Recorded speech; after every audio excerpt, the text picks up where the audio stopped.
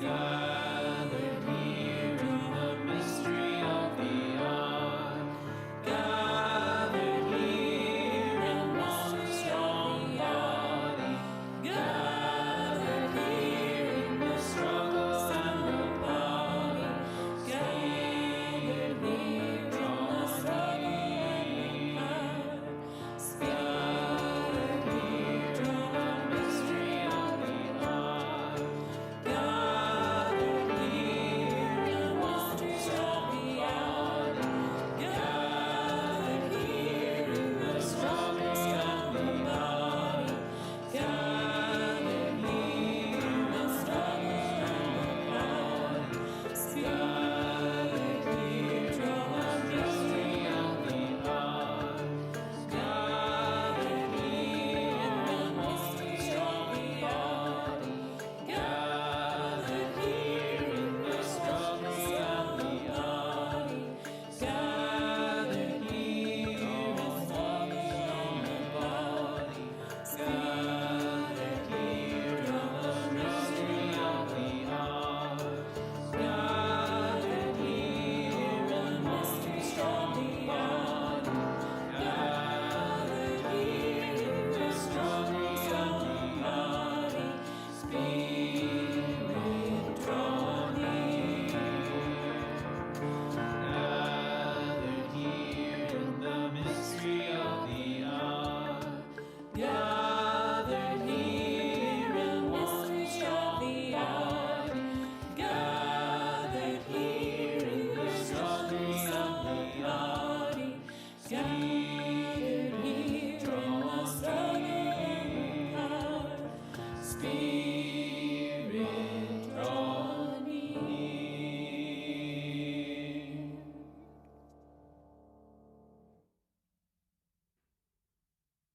There's a truth beyond our knowledge. There's compassion beyond our pain. There's a future burning brighter. There's a love to guide our way.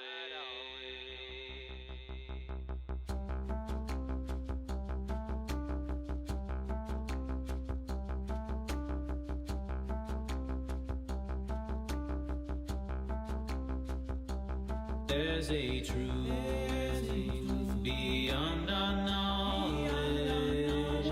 There's compassion beyond our pain. There's a future burning brighter. There's a love to guide our way. There's a truth beyond our knowledge. There's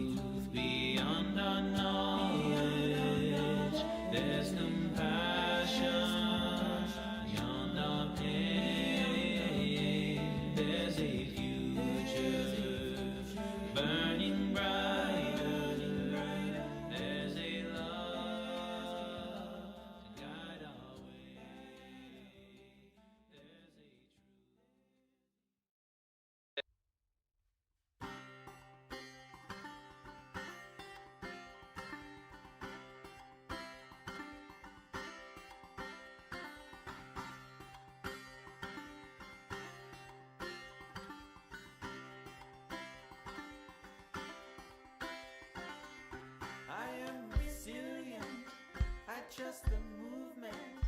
I negate the chaos, uplift the negative. I'll show up at the table again and again and again. I'll close my mouth and learn to listen. Whoa, whoa, oh, oh. Whoa, whoa, oh, oh. Whoa, whoa, oh, oh.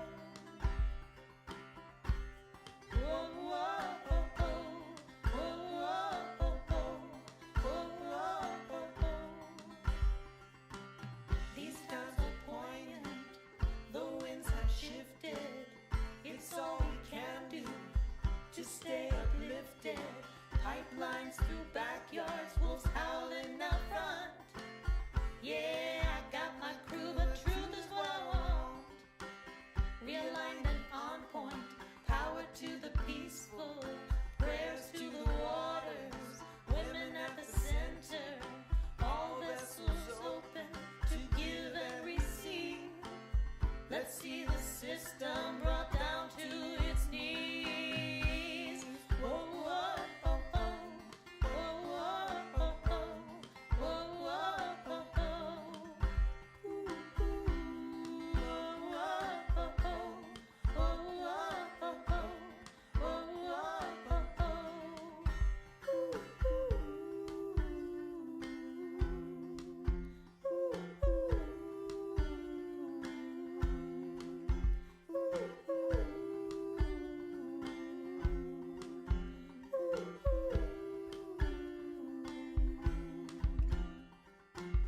I'm made of thunder, I'm made of lightning, I'm made of dirt, yeah, made of the fine things. My father taught me that I am a speck of dust and this world is made for me. So let's go and try our luck. Say, I got my roots down, down, down, down, down, down, down, down, down deep.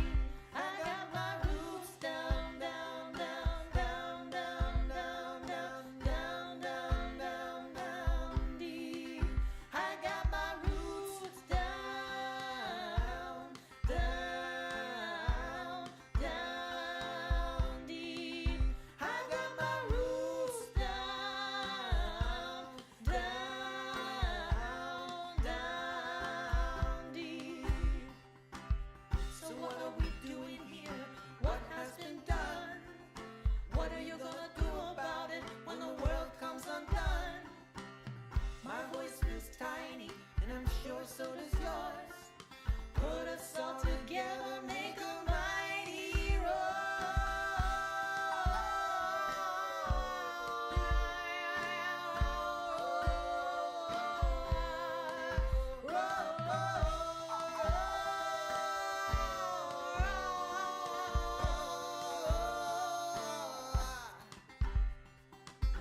I am resilient, I trust the movement, I negate the chaos, uplift the negative. I'll show up at the table again and again and again. I'll close my mouth and learn to listen.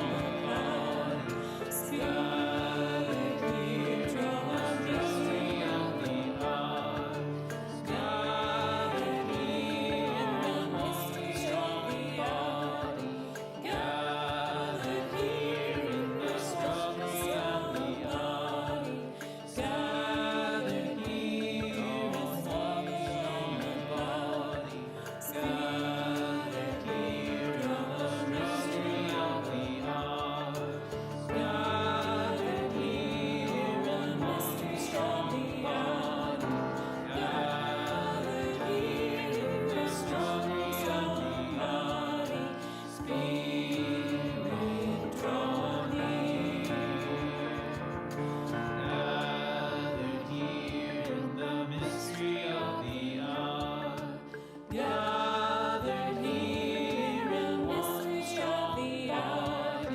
Gathered here in the mystery of the body. Gathered here in the southern power. Spirit draw near.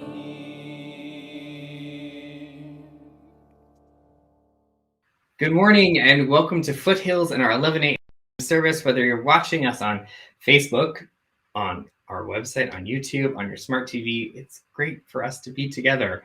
I hope that your morning is going well. I am Sean. I'm one of the ministers alongside Reverend Elaine and Gretchen, who has the pleasure of serving this congregation, a congregation that believes that every person is worthy of love without exception, and that we're all in this life together.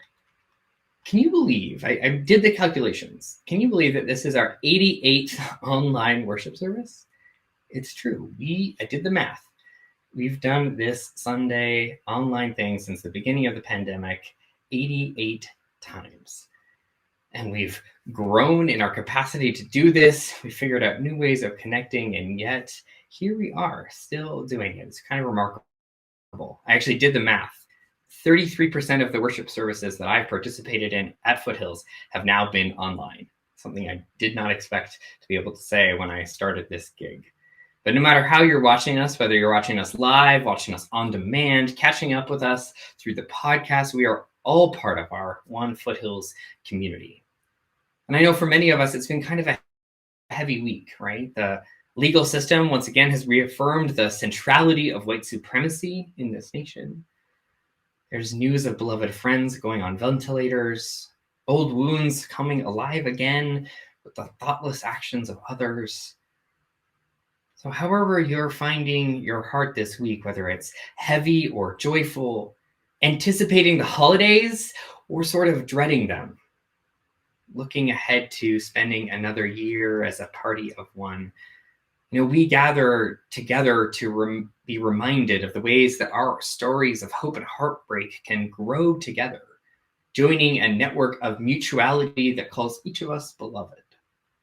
So if you're joining us for the first time or have been to all 88 of our online services or somewhere in between, welcome.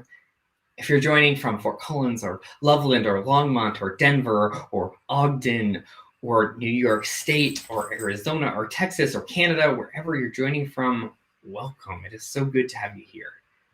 If you are joining on social media, on Facebook, I invite you to just share this stream out. It's an opportunity for us to invite other people in. It's how most people hear about us, from one of their friends.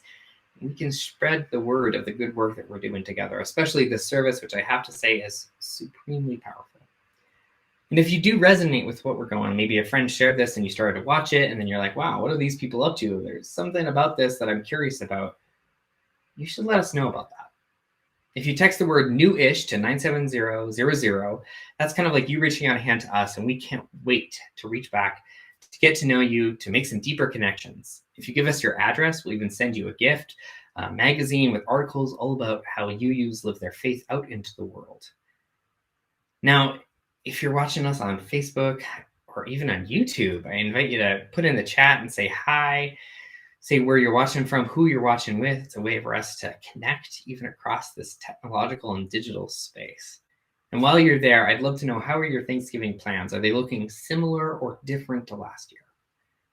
Last year, we had Thanksgiving in my household just with our bubble. So it was one other family that we hung out with, and it was great. There's a lot less stress than I sometimes associate with Thanksgiving. And yet there was a kind of sadness, a longing for being with family, being together in those traditional spaces and places. This year, we're not going traditional, but we are gathering with a little bit larger group now that everyone is vaccinated. So I'm excited to see what your Thanksgiving plans are shaping up with. No matter what they are, you have a place with us next Sunday. in our worship service, whether that be at 8:30, at 10, or here at our 9 and 11 service. Well, I'm going to invite us to deepen into some worship with a song that always, I think, grounds us in our work, which is Holly Near's I Am Willing.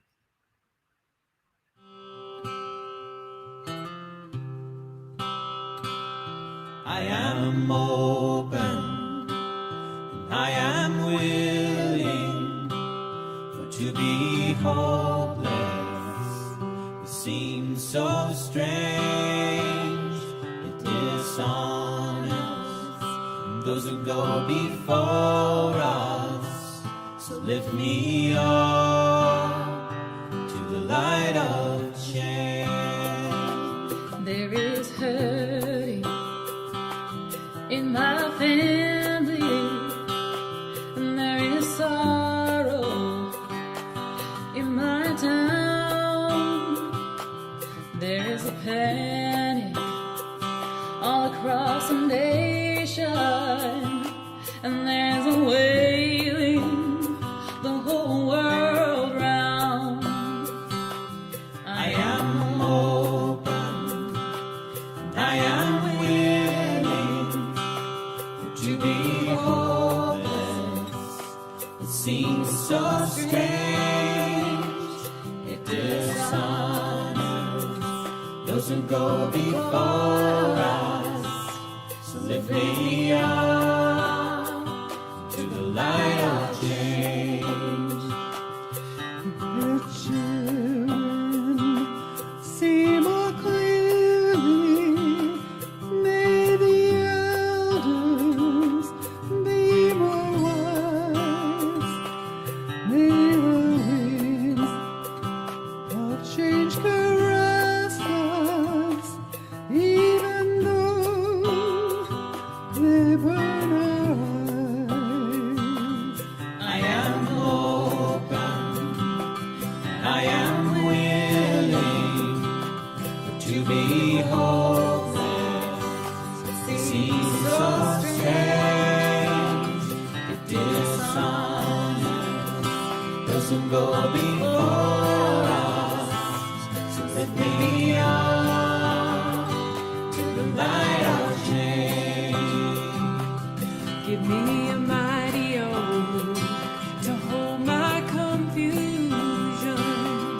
Give me a desert to hold my fears.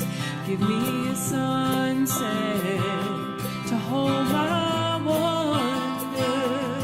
Give me an ocean to hold my tears. I am open, I am willing to be hopeless. It seems so strange, it dishonors those who go before us. So lift me up to the light of change. Lift me up to the light of change.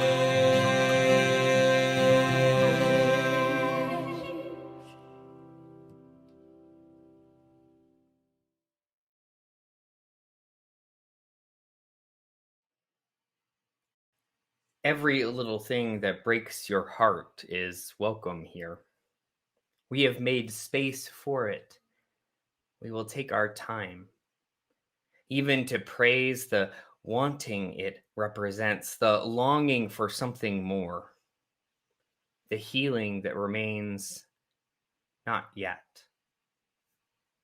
We promise no magic, no making it all better, but offer only this circle of trust, this human community that remembers, though imperfectly, that sings and prays, though sometimes awkwardly, this gathering that loves, though not yet enough. We are still practicing, still becoming, still in need of help, and partners still learning to receive all of this beauty, all of these gifts. Come, let us keep practicing, keep growing together. Come, let us worship together. It is that intention of being with one another that does bind us together as Unitarian Universalists. And so I light our chalice, symbol of our living faith, for that conviction that somehow through our difference, we are bound to one another. Will you please join me in saying the words of our covenant that we have been saying since the beginning of Foothills, that begins with the word love. Love is the spirit of this church, and service is its law. This is our great covenant, to dwell together in peace, to seek the truth in love, and to help one another. I invite us into a moment of silence so that maybe our souls and our minds and our bodies might collide into the present moment. Taking some breath, grounding ourselves in this moment here together. Let us share some silence with one another.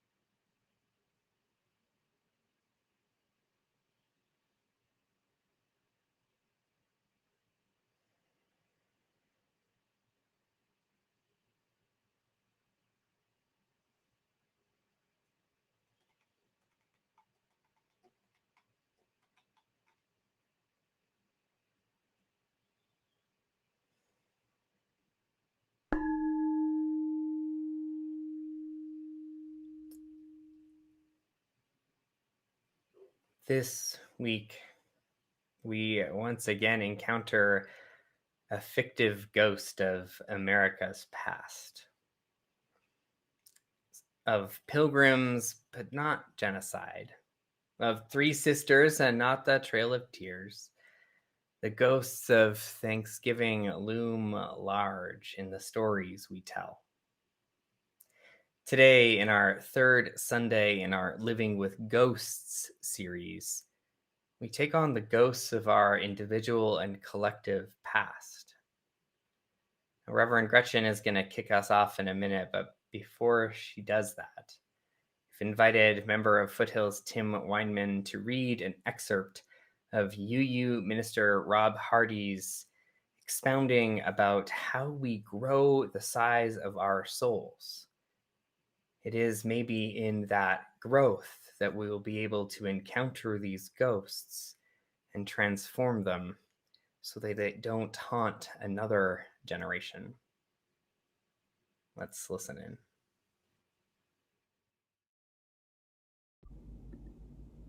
Not long after divinity school, I stumbled upon the work of theologian Bernard Loomer.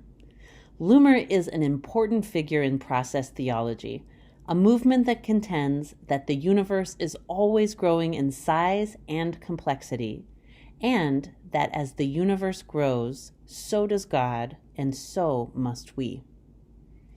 Later in life, Loomer was a member of the First Unitarian Church of Berkeley, California, where on Sundays after church he would lead thought-provoking theological conversations.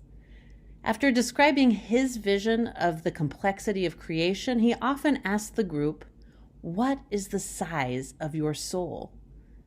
By which he meant, What is your soul's ability to grow and expand, to stretch when life throws more contradictions your way? Size was the defining concept in Loomer's spirituality. He almost always wrote the word S-I-Z-E with capital letters and dashes to better convey the spaciousness that he intended by using the word. Loomer describes the concept this way. By S-I-Z-E, I mean the capacity of a person's soul, the range and depth of his love, his capacity for relationships. I mean the volume of life you can take into your being and still maintain your integrity and individuality. The intensity and variety of outlook you can entertain in the unity of your being without feeling defensive or insecure. I mean the strength of your spirit to encourage others to become freer in the development of their diversity and uniqueness. I mean the power to sustain more complex and enriching tensions. Before Bernard Loomer, I used to think of spiritual growth as a process of growing in a vertical kind of way. I took the image from Jack and the Beanstalk.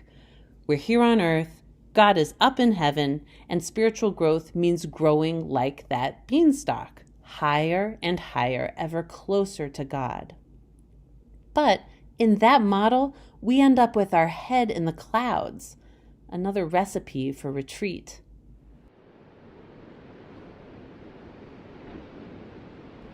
Loomer showed me that spiritual growth isn't about a vertical ascent, but about growth in every dimension at once.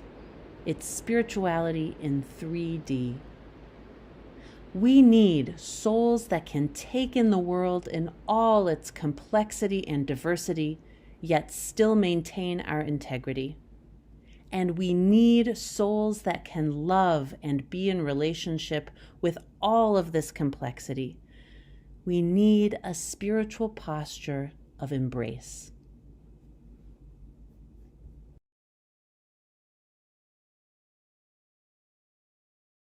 So when I was in second grade, I was invited to make my first communion early. The rest of my class in my very small Catholic school would still wait and have their first communion a few months later at the regular time. But apparently there was something about me that said I didn't need to wait anymore for this important rite of passage. I had a special mass set aside where I would make my first communion. As an adult, I've tried to make sense of this. I've asked my mom to try to explain, and all she says is, well, I guess you were advanced. I was 7. Regardless, I took that invitation to make my first communion early very seriously, and I worked really hard to prepare. I set up a meeting with my priest.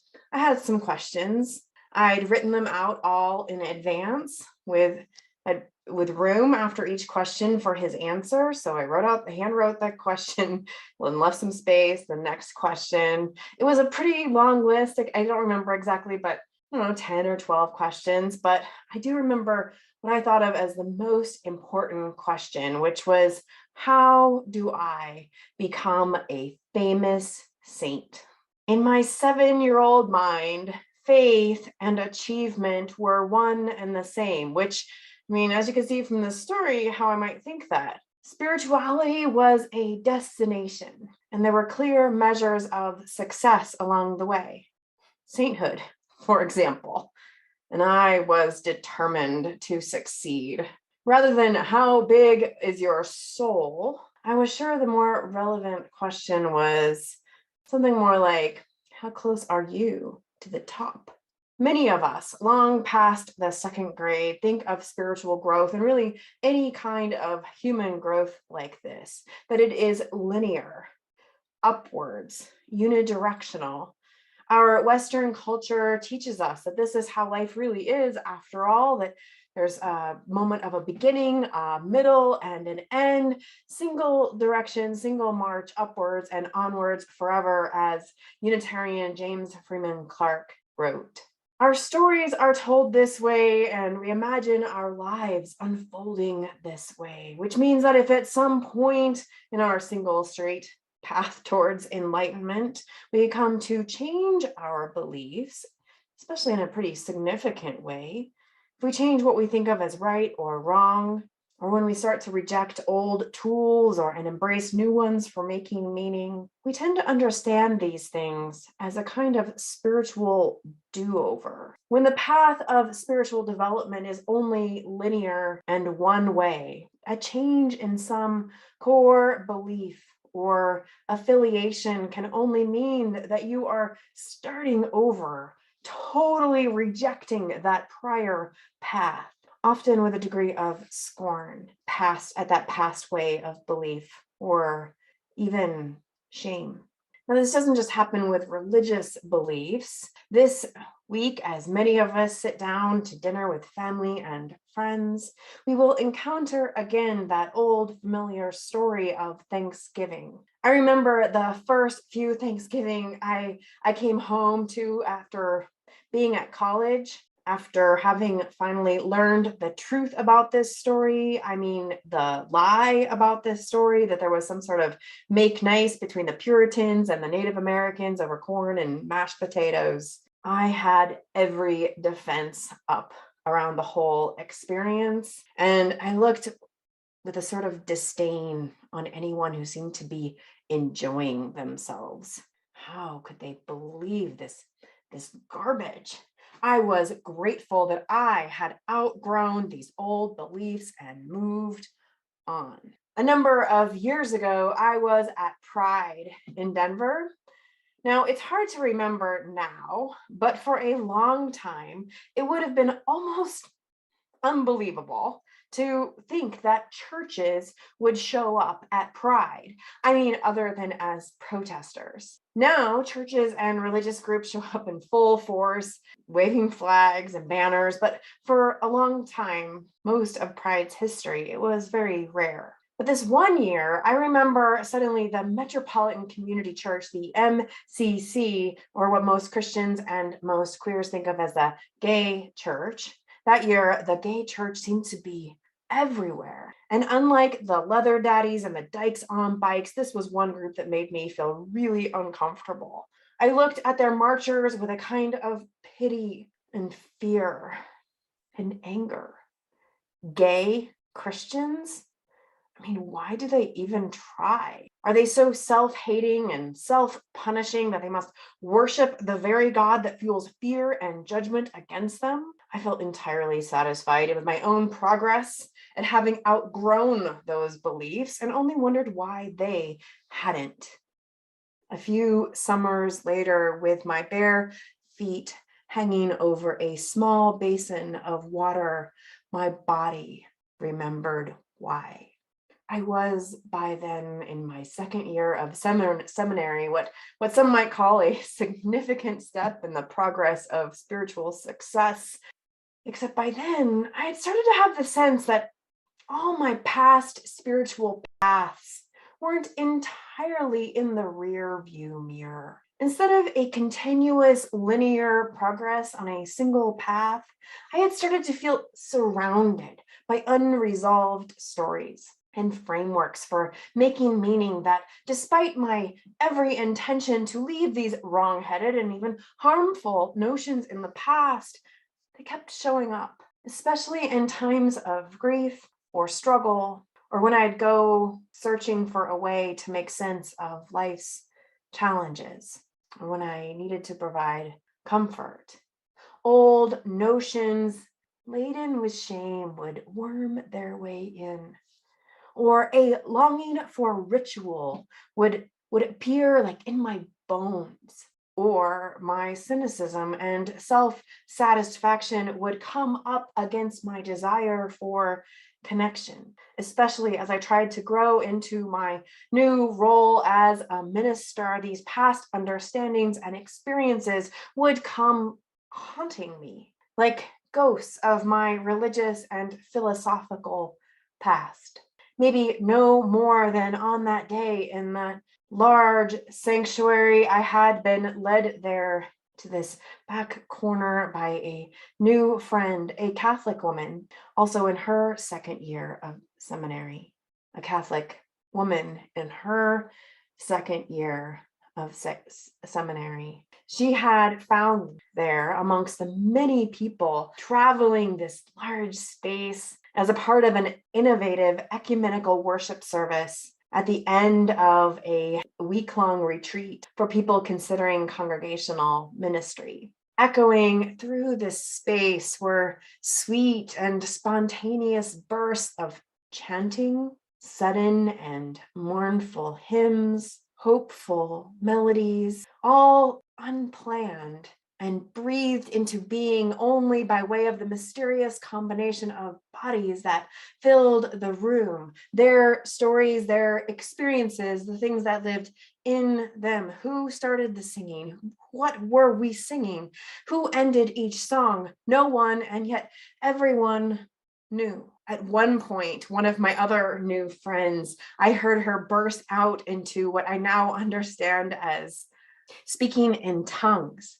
In one corner of the space, there was a progressive form of confession set up, and another a candle for meditation, along with the book Dr. Seuss's Oh, the Places You'll Go. It was set open like scripture. In the center, people were slowly walking around a large labyrinth. Up on a balcony, there were tools for coloring mandalas and for making prayer beads.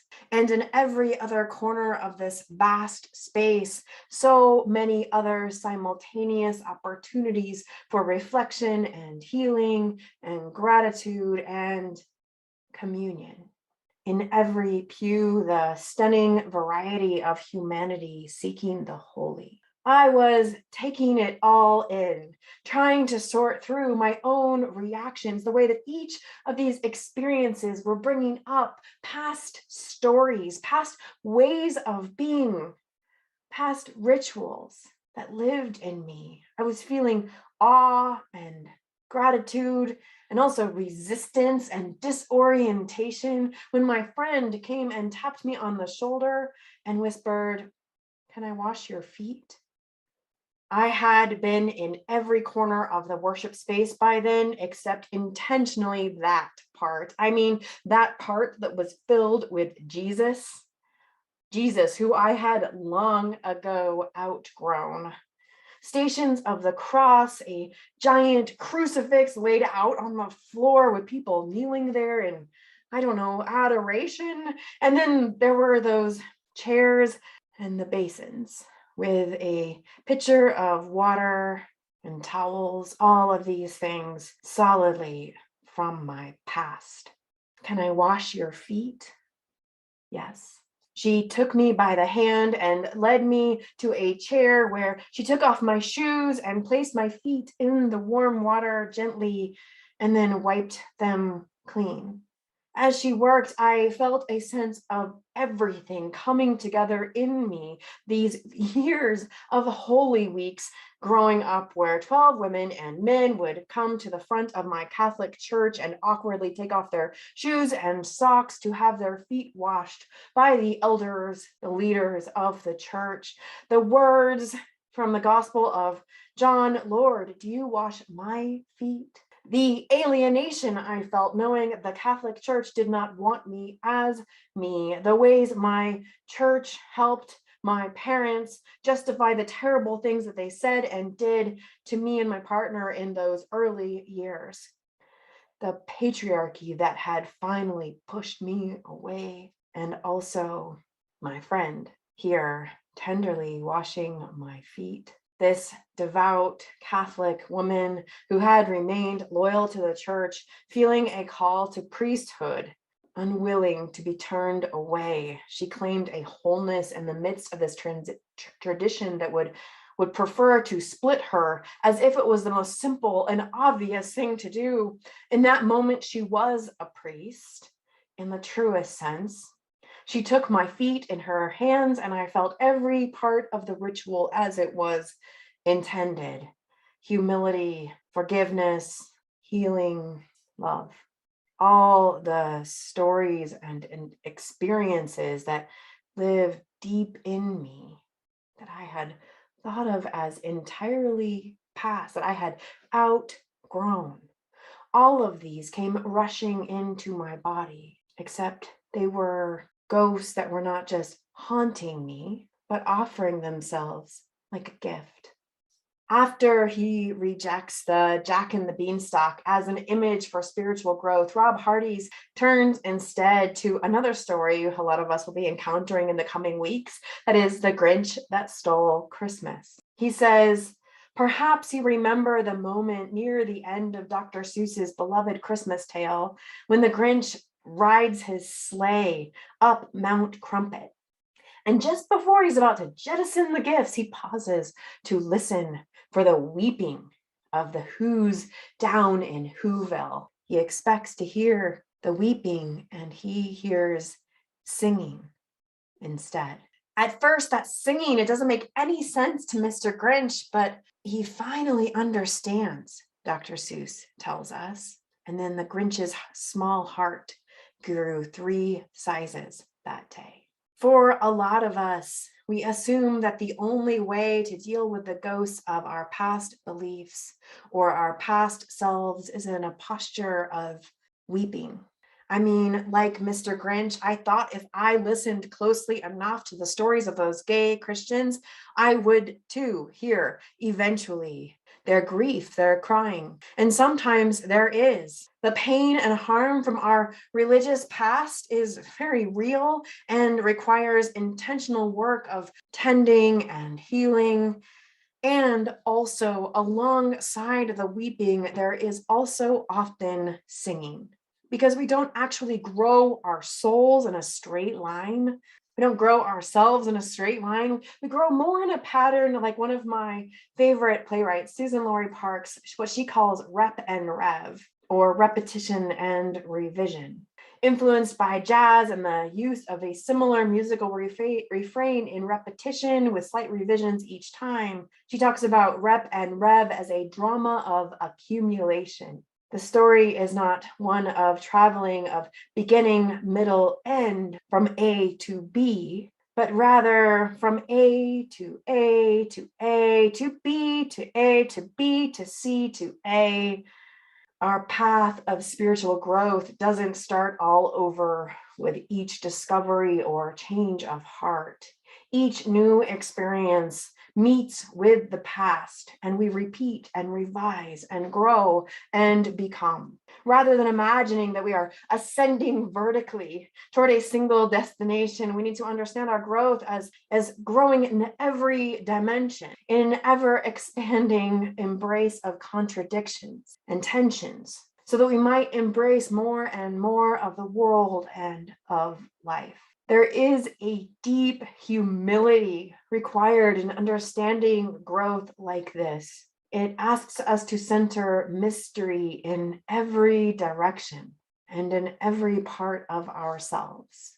Now, despite what you might think, as a progressive faith movement, Unitarian Universalists have really struggled to practice this sort of humility, of centering mystery. For example, when we embraced a humanist-centered religious path in the 1930s, many understood it as a break from the past centuries of Unitarian Christianity. That is, a discovery entirely rational and scientifically sound, a new start on a new path towards spiritual success, again, onward and upward forever.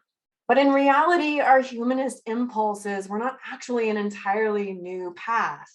They were more so a re-engagement of our long and winding past that prioritized humanity and relationships and a this-worldly justice. They were a repetition of the past and a revision.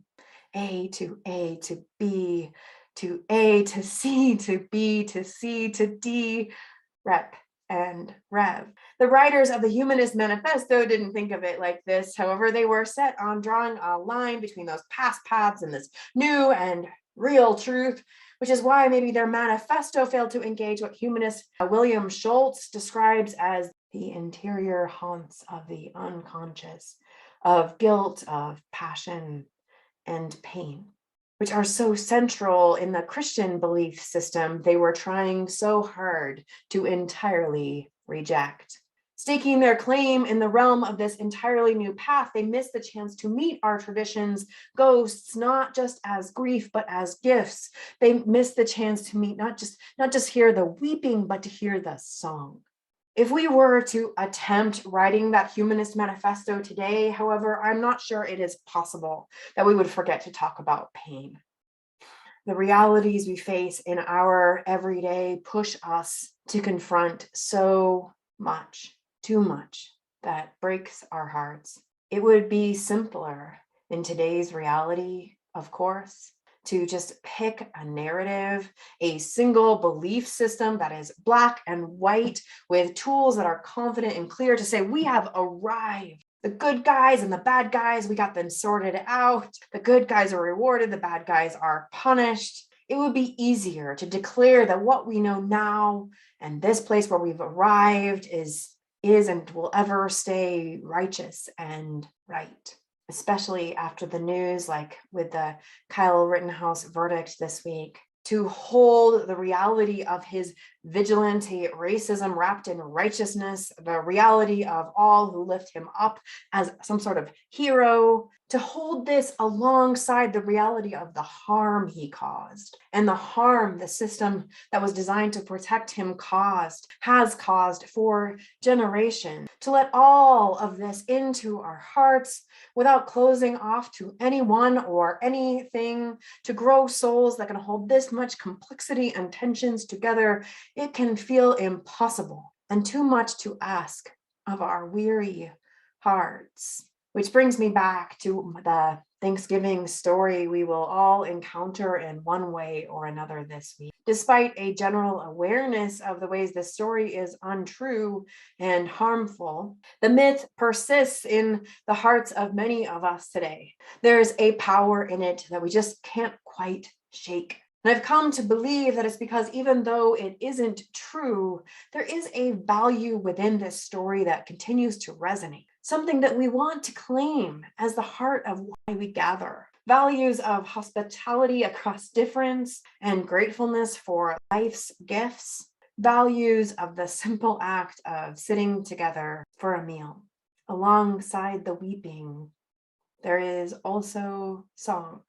And so rather than attempting to reject this story entirely with a kind of smug confidence, as if it is the ghost we have outgrown, we can acknowledge the ways that the story still lives in us. Engaging the ghosts of our past beliefs in this way requires a deeper reckoning and acknowledgement of not just that singing, but also the harm that was caused, the harm that still lives among us now, including as evidenced by the events in Kenosha. It requires us to keep remembering that alongside those gifts, there still is that grief. The call of courageous love is to hold all of these things together, to take stock fully of those ghosts of our religious and philosophical past, the past selves, individually, collectively, to meet them all with that wonder and awe, trembling and humility, that I remember so well feeling in that vast worship space many years ago. The call of courageous love is a call to hold all of these things together, to withstand the pain of life, all of it, while also still holding on to the thread of life's beauty. We need a faith that invites us to put everything on the table. A faith that acknowledges and brings in all these ghosts of our past selves, our past beliefs, our past ways of being, and tends fully to the harm while not letting go of the hope. We need a faith where nothing is off limits, a faith where we can grow our souls in 3D, holding on to that mystery in every direction, a faith where we can turn to every tool, every way of making meaning so that we can keep learning, keep becoming, keep loving more and more of this broken and still beautiful world. May it be so, and amen.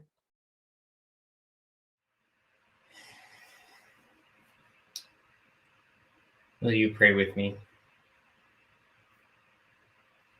Spirit of life, sometimes it feels our souls are too small to hold the complexities, the enriching tensions where our truth feels threatened, where others' truths feel like threats to us. When our heart seems two sizes too small to take it all in without losing ourselves. Worried that if we let the songs echoing up the valley in, we will lose something important. Spirit of life, steady us as our hearts change, as we encounter the ghosts of our past beliefs that we need not always begin again, starting from zero, passing go without collecting $200. Each time our hearts break through the calcification, spiraling around the mystery, the one certainty at the heart of being, our souls expand, holding the past with new, tender hands, accountable for its harms, grateful for its gifts, mindful of its limitations, and yet trusting those wider circles that Rilke wrote about, living our lives in widening circles, reaching out across the world. We may not complete this last one, friends, but we must give ourselves to it.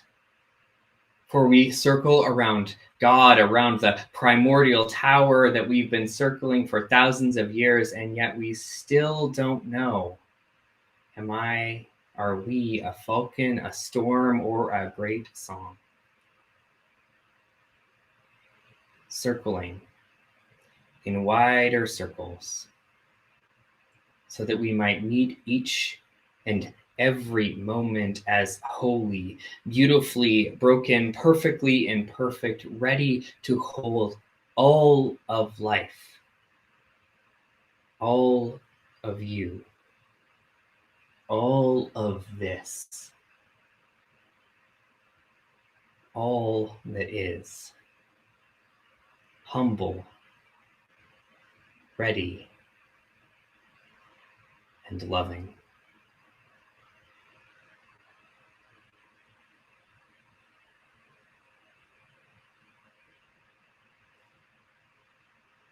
Amen.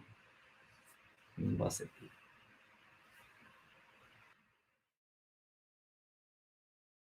When I was a boy, each week on Sunday we would go to church and pay attention to the priest. He would read the holy word and consecrate the holy bread, and everyone would kneel and bow. Today the only difference is everything's holy now. Everything is holy now.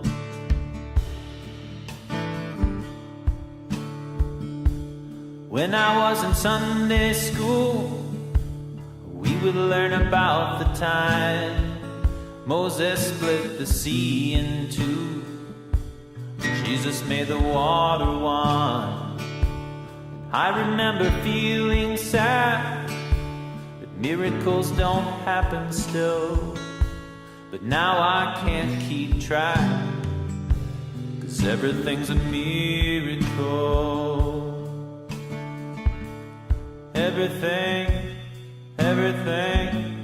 Everything's a miracle.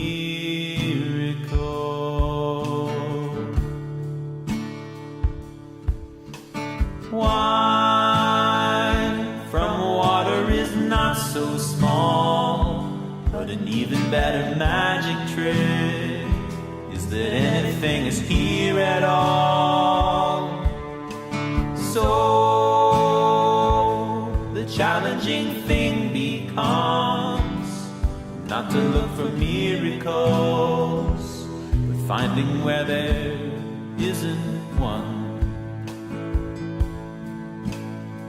When holy water was rare at best, it barely wet my fingertips, but now I have to hold my breath like I'm swimming in a sea of air.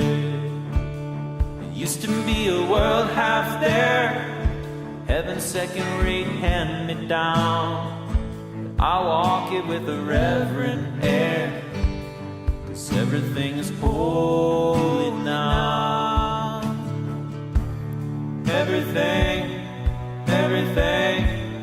Everything is holy now. Read a questioning child's face and say it's not a testament. That'd be very hard to say. See another new morning come, say it's not a sacrament. I tell you that it can't be done. This morning outside I stood and saw a little red-winged bird shining like a burning bush, singing like a scripture verse. It made me want to bow my head. I remember when church let out, how things have changed since then. Everything is holy now. It used to be a world half there, heaven's second-rate hand-me-down. I'm walking with a reverent air, 'cause everything is holy now. Everything is holy now.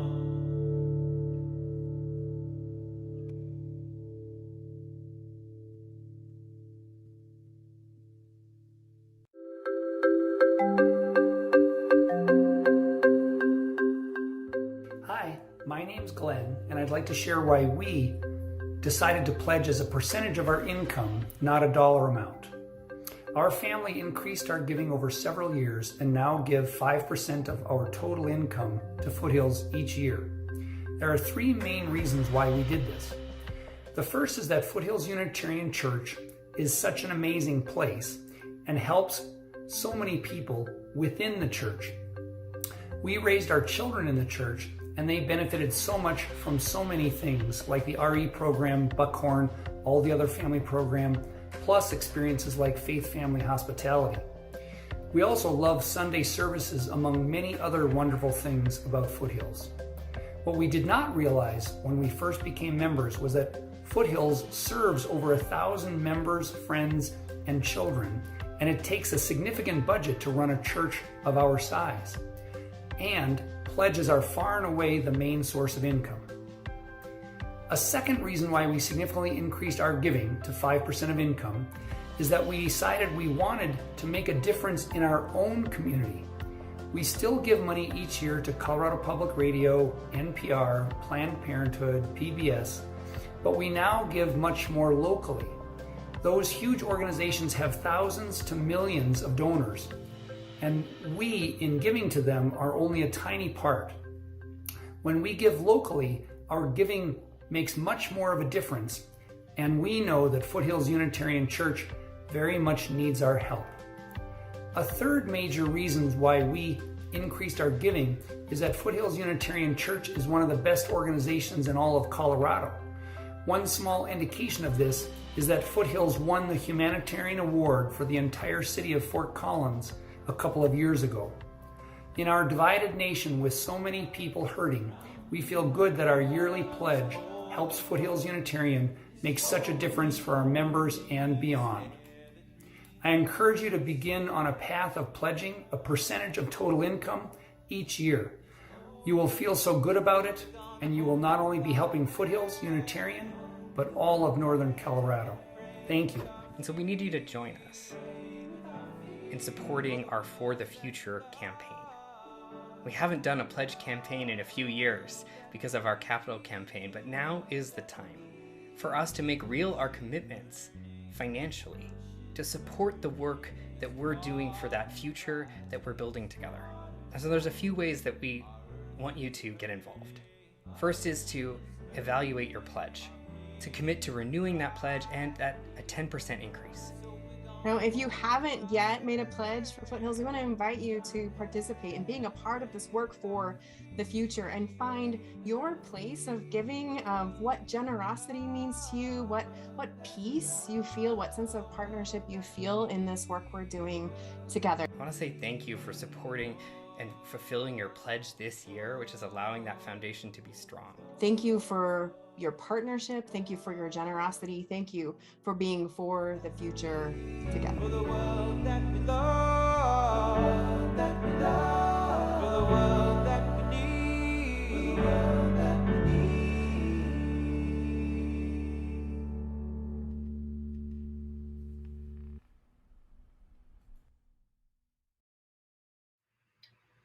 We have just a couple of weeks remaining in our stewardship drive here at Foothills, but still a good number of our active households are still having to respond with their pledge. So we'd love to have you respond today or as soon as possible.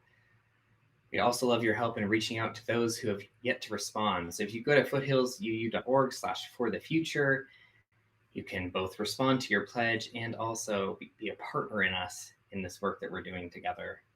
Now, friends in Ogden, we hope that you will continue to support the good work that you're doing there in Ogden by supporting UUCO. We love this partnership that we get to do. Part of what it means for us to be a UU church is supporting other churches and welcoming them into community. And so we're grateful to have you with us. And we know that supporting your local church is the way of spreading the reach of courageous love in both Utah and beyond. We're just a couple of weeks into this campaign and we've had an amazing response. And so we hope that you will all join us, you Foothills folks, in completing that.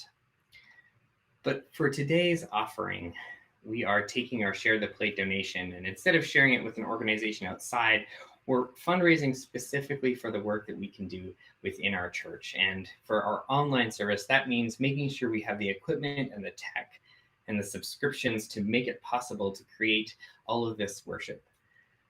I was just watching that movie, that music video was put together, and a lot of those clips we can find online for free, but sometimes we have to go and pay for the ones that really work.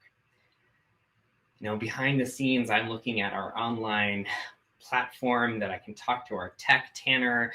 I'm seeing Lucy, who's facilitating the chat. All of this takes a degree of coordination and equipment and software to make it run as generally smooth as we can get.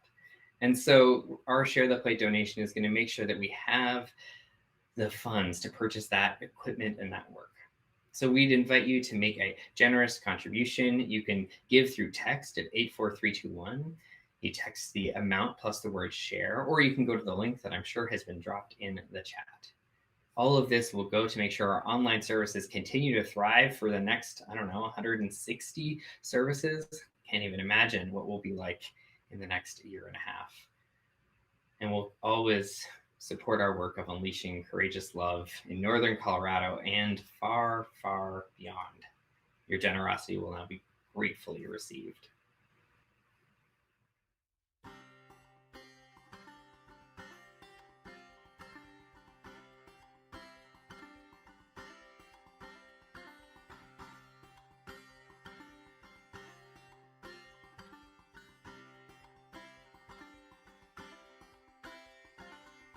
I am trust the movement. I negate the chaos, uplift the negative. I'll show up at the table again and again and again. I'll close my mouth and learn to listen. When we come to the end of our service, that we center on gratefulness. And we do this not because we are part of the cult of toxic positivity that says that you must be grateful all the time. And if you're not grateful, you're failing. Because that's not what this is about. In fact, if you're forcing yourself to feel gratitude or gratefulness in this moment, I invite you to stop. That's not the point. Forcing ourselves to feel grateful just compounds a sense of shame and guilt that we're not feeling that way. This moment at the end of our service is about noticing, not forcing. Noticing what is true for us. Allowing a moment of stillness to notice what arises within our hearts and our bodies and our minds. So that as we move from this moment to the next, we bring a different intention to it. So I invite you to take a moment of stillness, to notice what goodness or insight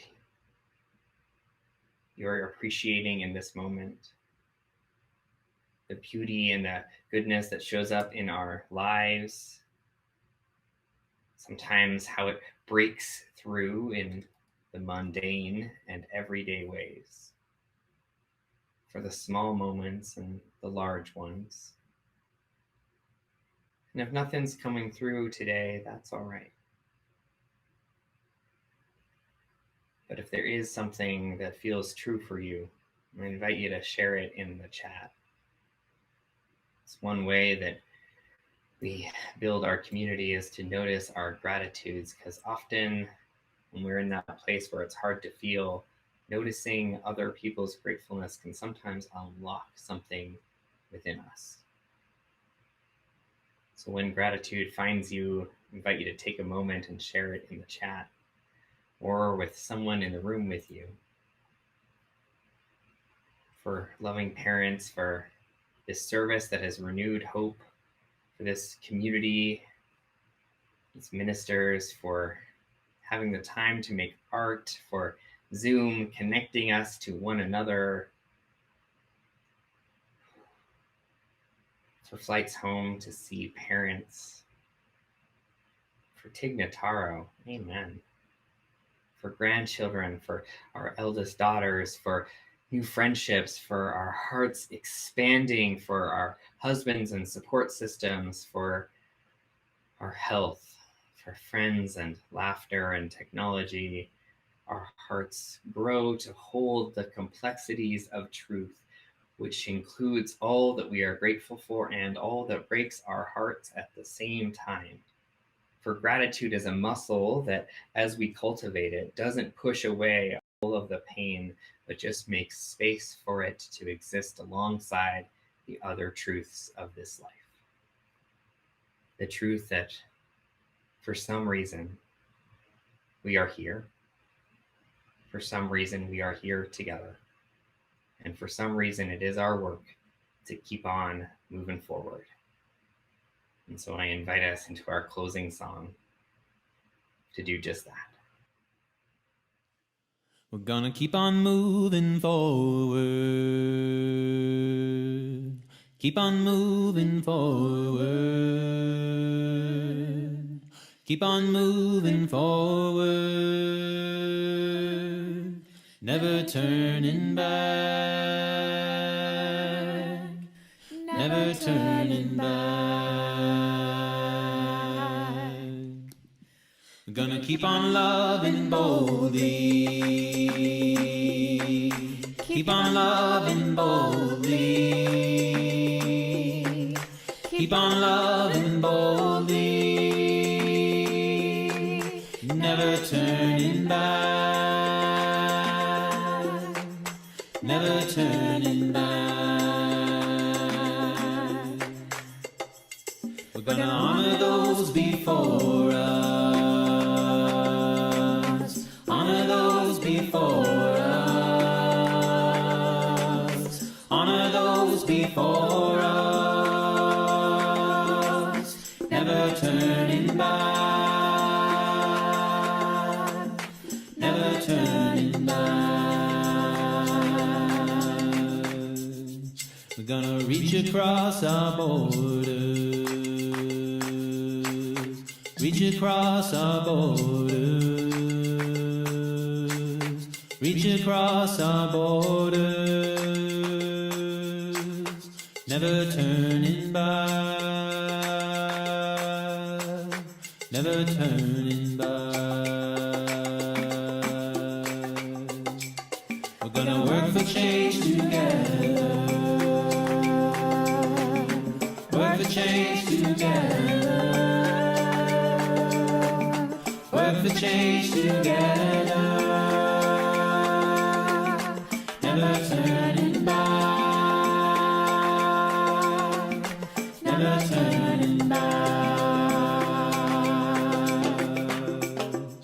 We're gonna keep on singing loudly. Keep on singing loudly. Keep on singing loudly.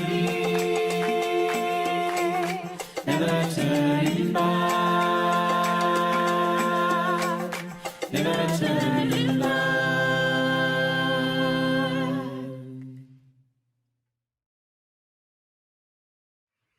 I close our worship with the words from the Unitarian anti-slavery militant minister Theodore Parker. Be ours a religion which, like sunshine, goes everywhere. Its temple all space, its shrine the good heart, its creed all truth, its ritual works of love, its profession of faith divine living. Our worship is over, but our service just begins. Go in peace and in love. Blessed be.